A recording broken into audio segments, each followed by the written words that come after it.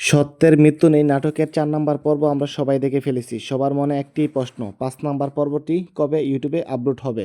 আজকের ভিডিওতে কথা বলব ৫ নাম্বার পর্বটি আপনারা কবে ইউটিউবে দেখতে পাবেন। তার আগে চলুন ভিডিওটি শুরু করা যাক।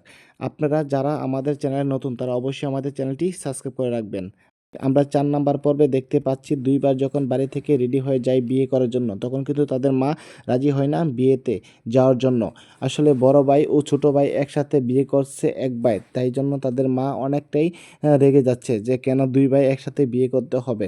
ছোট ভাই ও বড় ভাই যখন একসাথে বিয়ে করে বউ নিয়ে বাড়িতে চলে আসে, তখন কিন্তু ছোট ভাইয়ের বউ একটু চালাক থাকে আর বড় ভাইয়ের বউ কিন্তু একটু মগা থাকে, যে ওদের বাড়িতে কিন্তু কাজ করছিল কাজের মেয়ে হিসাবে।